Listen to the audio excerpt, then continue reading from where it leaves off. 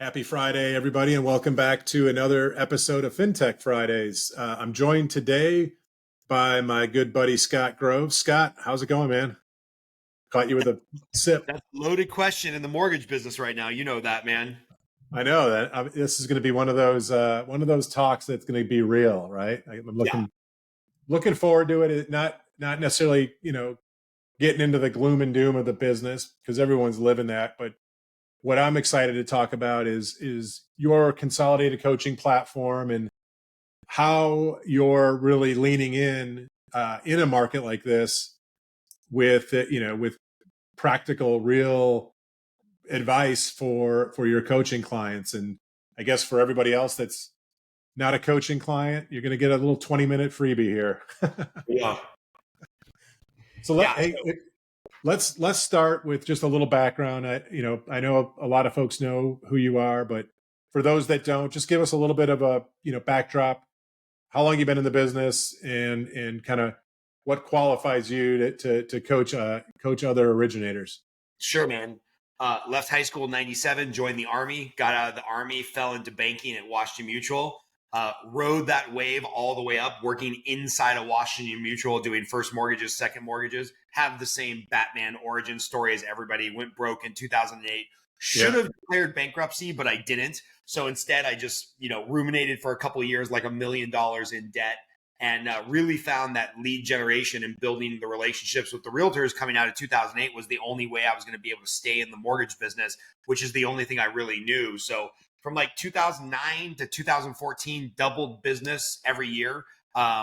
Capped out right underneath $100 million in 2014, and then got a little distracted by starting a company for coaching loan officers. That was just, it was a mastermind call like this. We were using Zoom before anybody knew what Zoom was.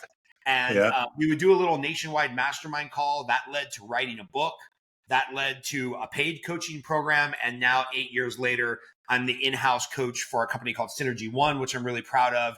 And then I coach about 100 loan officers outside of Synergy One. So still doing the mortgage business. This year I will not be a $100 million producer. I don't know how many of those there's going to be, probably be around a $40 or $45 million producer, but while also running the coaching business and writing a book. And then I do a podcast for fun, which is not work safe. And yeah, the whole thing is pretty wild, man. Like it's been a really cool ride doing loans for 23 years. There's been some ups and some downs. And right now we're just in one of those market cycles where it's a down. It just is what it is. Yeah. And we're gonna get into that in a minute. Cause I happen to believe that these are the cycles that create the next superstar, the next batch of superstars. And you can either, you make choices every day, and you can choose to complain and cry about it, or you can choose to go out and win. But before we do that, I want to just kind of dive a little bit into how you and I first got connected. You mentioned you're the in-house coach at Synergy One. That's how we got connected. I think folks by now understand that Synergy One has the FinFit app, which is powered by FinLocker and has been a great partner of ours. Steve and I go decades back. We're kind of couple of the old guys in the business. I think he's older than me, though, by the way. And I was had the pleasure and honor to be invited by you and Steve to one of the in-house coaching events that you hosted in Las Vegas earlier this year, I believe it was. And believe it or not, I've been in and around mortgage for 35 years. That was my first ever coaching event ever. Never did a mastermind. So I didn't know what to expect, and it was pretty darn cool. I mean, not only did you have it like super dialed in and organized, but just the level of energy that you kind of convey from the stage, and then I could see it kind of reverberating back to you from the audience was pretty spectacular. And then this wasn't like, I kind of thought, oh, coaching, this is going to be all rah rah in your face. This was like practical planning and goal setting and workshopping throughout the 2 days. So I got a different perspective on what coaching is, and I think you bring a really holistic approach to it. So just wanted to share that, because that was pretty cool for me to kind of be involved with that. Well, thanks, man. I appreciate that. The the standard coaching event, or I wouldn't even call it coaching, I would say the standard mortgage industry event is, 17 keynotes, one after another, after another, after another, trying to sell you something, right? Yeah. And I've studied under a couple people who pioneered this idea called appreciative inquiry, where it's like the knowledge is in the room, right? Like I'm Yeah. smart, you're smart, Barry Habib is smart, Todd Duncan is smart, Tom Ferry is smart. All these coaches are really intelligent. They have a lot to offer. And the reality is the cumulative knowledge of the 100 or 200 or 500 people who are in the room, their cumulative knowledge is always going to be, infinitely more than what you or I can provide. So when we do those live events, we're really trying to pull the best practices out of the crowd, because Travis is going to know something that Lindsay doesn't know, that Dallas doesn't know, that Debbie doesn't know, that Bill needs to hear, and creating that atmosphere where we can get the best out of the room versus like no one wants, I'm pretty entertaining, but no one wants to hear me talk for 17 hours.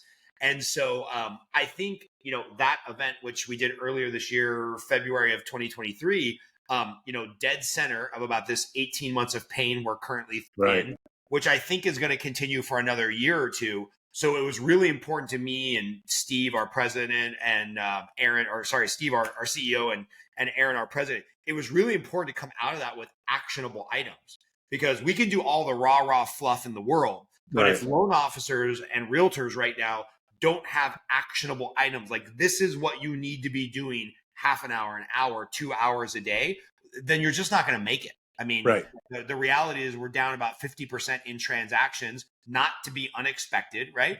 And that just means that like 30% of the producers are going to go away, and 30% are going to have less business, and about 40% are going to do pretty well. Yeah. So I want the people I know to be in that 40% that does pretty well. And by the way, what you just described, that breakdown, that's like a normal market. Let's be honest, right? Right. We were, this is my own personal opinion, and I don't work for a publicly traded company anymore, so I can have my opinion and have it here. The reality of it is we were ready. The industry needed this, and it was ready. It was on the doorstep of doing this. And then the pandemic hit and the industry got a major bailout. And instead of losing 30% of originators at that point, we probably picked up another 25% that jumped on again. And now we're just now we're getting to something that needed to happen before. It's a little bit more painful now because it's happening not just naturally, but it's happening with a massive spike in interest rates. But it's been overdue for a long time. And I think you described that 40%, those 40% were going to be survivors and winners regardless of the market, right? And I think that's the difference between people that you're talking to every day and you're coaching that are investing in themselves, because they're the winners. They're going to win no matter what. It's just going to be the degree of how much they're winning. And, for the first time ever in 8 years of owning Consolidated Coaching, I'm turning away prospective coaching clients, because what I don't want to have happen is, me come in as the coach with 5 minutes left in the football game and you're down by 21 points. Right. There's only so much I can do. So instead of creating bad will, as some of these people are going to matriculate out of the industry anyway, I have to be, for the first time, a little guarded on who I let into the coaching, because like I'm an intellectual philanthropist. I want to help everybody. I want to do these kind of podcasts and give away all of our coaching gold for free. But I also know the tough love is like 30 to 40% of loan officers, starting about a year ago, and we've probably already filtered through some of that. They're just not going to make it. And that's not to speak poorly about them. Maybe they weren't, with the right company to win, or they weren't in the right, kind of arc of their career to win, or they didn't have coaching previously, which is when they needed it. So this isn't like I'm not making a judgment call about these loan officers that aren't going to make it, but a lot of them need to go sell solar or find a middle management job or become, the world's best co-captain for a financial planner who already has an established book of business. Because there's some quality loan officers who I know personally that just aren't going to make it. They don't have the database. They don't have the book of business. And it is what it is. They should just exit more quickly so that the rest of us can kind of get back to business as normal. That's right. Right on. So let's talk a little bit about the market. I'm the podcast is called Fintech Fridays, but Right. I've been veering off that topic because there's things that are as important as understanding what's going on in cool tech, but Right. this is one of those things, and I've been trying to get more insights on the market and what folks like yourself are kind of seeing. You talk to hundreds of loan officers every week, so you're getting the pulse from the street. You're on the street yourself.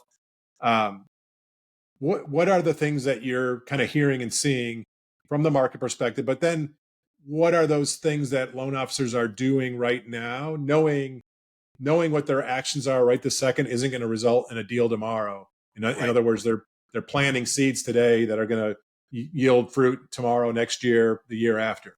Yeah. Well, love it or hate it. I've done most of my business for most of my career in Los Angeles, California, which because the transaction volume is so high because it's a mass urban population and it's a transient community because people come in and out of the city so much for the entertainment industry and the prices are very high. So you can make a lot of money per deal. Love it or not, and sorry, loan officers, I'm just going to say it. Los Angeles has been a trendsetter in a lot of industries, but even in the mortgage space for decades, right? So it's like, I think myself and some buddies, we were like the first loan officers 12 years ago to figure out that we could put Yelp reviews on Yelp for us as loan officers. And now everybody in the country has reviews on Yelp or Social Survey or Zillow or whatever. So it's like LA is a trendsetter in the sense that like what happens there eventually filters across the rest of the country. And so a lot of the headaches that loan officers are dealing with now, quite frankly, I've been dealing with since 2009. Yeah. 20 offers per property, low inventory, super long sales cycle. So a lot of the headache that I would complain about for the last decade, and some regional manager in North Carolina would be like, I don't understand what the problem is, Scott. Why can't you just do more deals with the same realtor? We meet a client on Thursday, we pre-approve them on Friday, they go see some houses, they're under contract on Monday. It's like, yeah, that's not my world. My world is like, meet them, try to finesse them, try to keep the other 13 loan officers that paid for a trigger lead out of their inbox.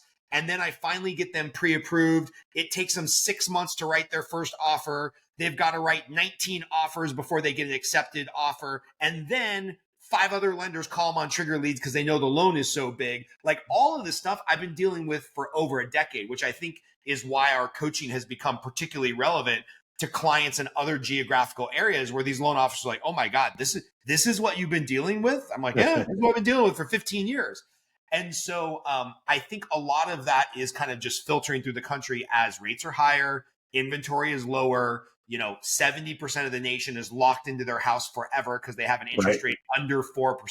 So, everybody else is feeling my pain. Welcome to my world for the last 15 years. It's why my hair is going so thin, right? And so, I think that's the reality of the market. And then, where I'm seeing the loan officers win, they understand 2 concepts. One, there's a difference between lead generation and brand awareness.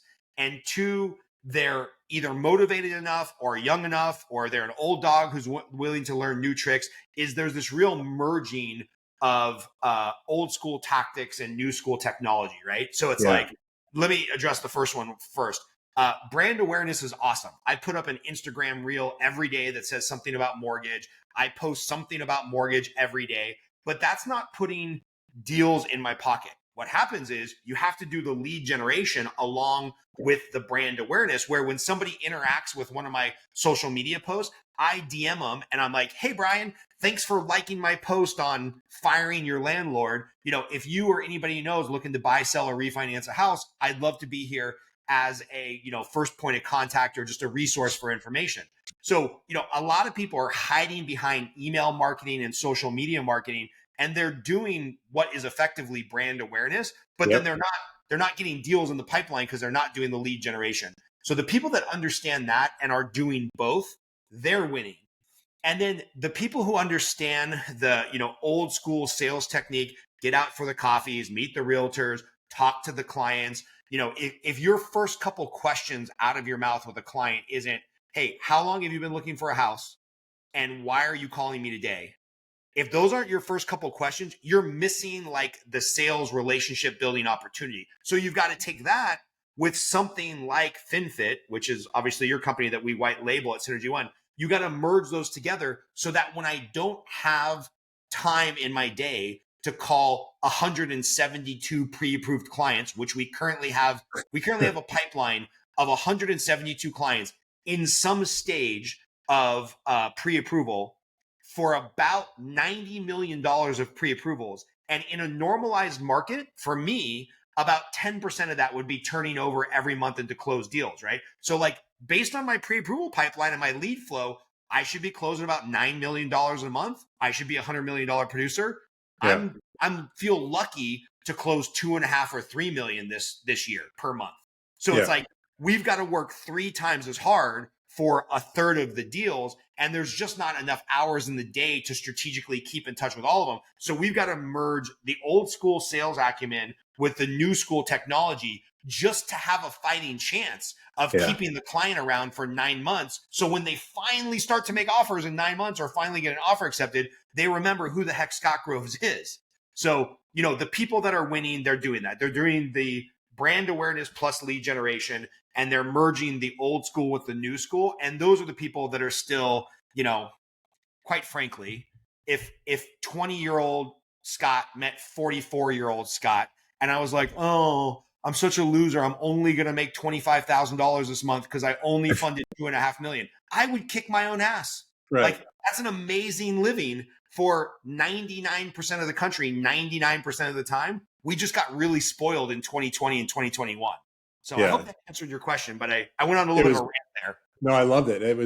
It covered all kinds of different aspects in addition to perspective. Perspective is so important to have, because if your perspective is centered on 2021 and 2022, and that's the only perspective you're going to measure yourself by, you're never going to win.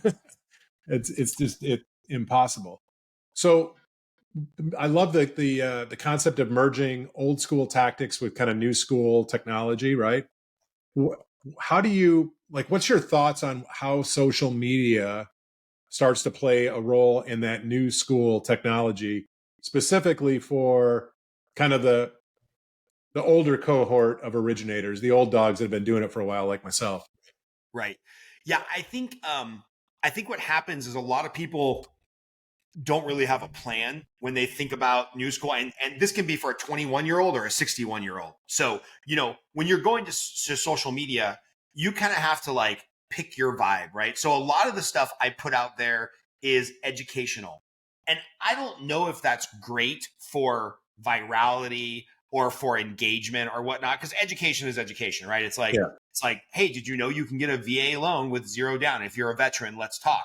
You know, that's not exactly a clip that's going to go viral, but it's informational that like when I find out, oh, this guy I do jujitsu with was in the Air Force, let me send him this reel.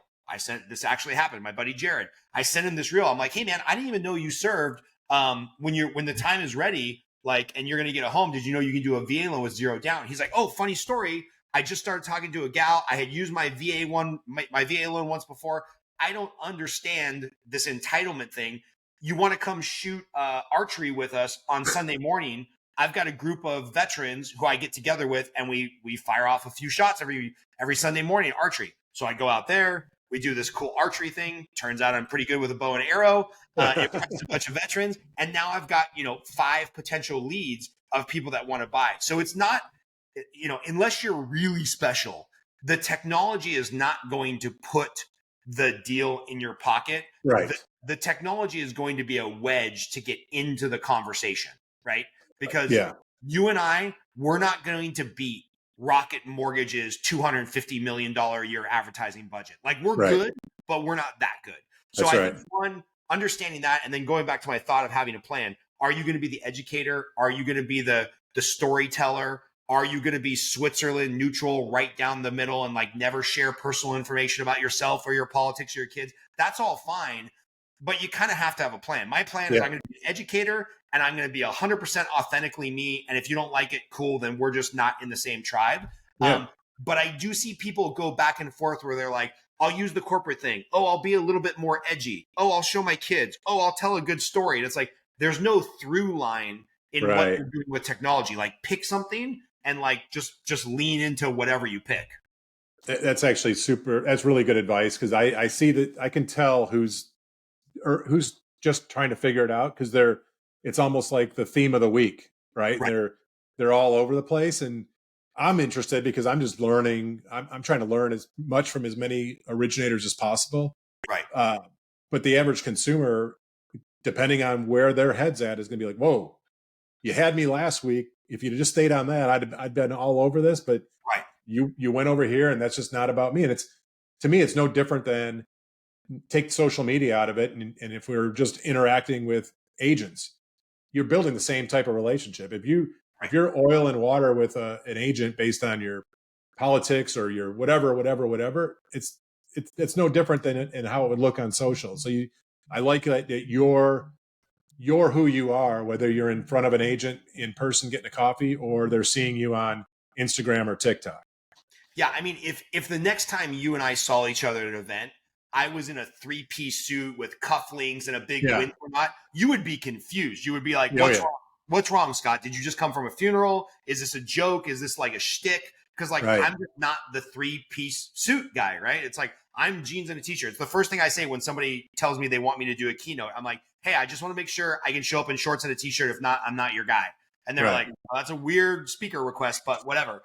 And Yeah. so, in person, online, it's all got to be the same stuff. And then, what I love about the platform that you guys have is this little like almost subconscious tick that shows up in the client's inbox with just enough of a value add that they're going to interact with it. They're not going to mark it as spam. They're going to see it. And then maybe they'll see my name. And maybe only once every 3 months, they'll actually, click it open, which they do every month, and Yeah. also see my name, right? Like there's all these little things. So between the social media, between the email drip campaign, between the app that you manage, that's like world class, there's got to be all these different little ways that you're subconsciously touching them. And then you've got to go in for the sale, right? Yeah. And for some reason, we had figured this out with print marketing 40 years ago, where it was like, you're better off picking a housing track and mailing 500 houses 10 times than mailing 5,000 houses once. Like that's just Right. law of like people getting to know you, or I don't know what the law is, but getting to know you, and like maybe on the 7th postcard, they won't throw it away. We figured Right. this out years ago in print marketing, but for some reason, people think in social media marketing, it's like, no, I need a TikTok video that goes viral and gets 1 million views. It's like, no, that's not what you need. You need 20 people to watch every single one of your videos. That's right. I love that. And I'm going to bounce this off you, because I was talking to somebody last week, and we were talking about content. What's the secret sauce to creating content? And everybody talks about consistency. I happen to subscribe to consistency, whatever that is. Be consistent. And I think it's consistency on timing and thematical. Be within the range of what your audience expects. But the other was around how much original content is needed. In other words, do you have to have a fresh, new idea, video post every day, every week? And the advice was, not necessarily. You could say the same thing differently, because you don't know who's looking at you on Monday versus Wednesday versus Friday. Totally. I'll give you an example. I put up a lot of content, probably 4 or 5 pieces of content a day. A lot of it is recycled. On my coaching program, every morning on the lead generation call, I have found a slightly different way every single day for 8 years to say, make your calls, like do the activity, right? So it's like, how much different can that talking point be? But people need that in their life, because a lot of times adults, we don't need to learn what's new. We just need to be reminded of what's true. And so people a lot of times sign up for coaching to be reminded of the stuff that they already know, right? And so when it comes to the content, I have currently right now on Facebook a bunch of reels, 872 views, 1.4 million views, 12 million views, or sorry, 1,200 views. So 800, 1.4 million, 1,200. And I'm looking at that, and they're produced by the same editor, same background. I look the same. The guest looks the same. The message is very similar, and you just never know what's going to like catch virality. Now, the funny thing is, I'm not getting any loan applications from that 1.4 million in views, But Right. now what Facebook is doing is they're showing more of my content to more of the people in my sphere. So greater chance my realtors are going to see some of that mortgage content that I post, right? Yeah. So it's all just a game. And my thought when people are like, "Well, how many times a day should I post?" I'm like, "As many as you can, Yeah. without running out of ideas, because Right. you never know what's going to kind of catch fire." And just repurpose stuff from last week, last month, last year. We've got a bunch of old coaching sessions from like 7 years ago. We're running through a filter right now to see Oh, if I we can love it. put little interesting clips, because like that content's already out there. Why not use Yeah. it? It's great advice. It's practical advice. I'm learning it and on the fly as I kind of try to figure out this LinkedIn strategy. Uh, so last thing, if people want to understand more about your coaching platform, what's the best way for them to kind of figure out if it's for them? Yeah. So first of all, if you can handle how I just talked over the last 20 minutes, we might be a fit. In all the social medias, Instagram, Facebook, LinkedIn, everything, I'm Scott L, as in loser or lover, depending on whether you love me or hate me. Scott L Groves, Groves, or consolidatedcoaching.com.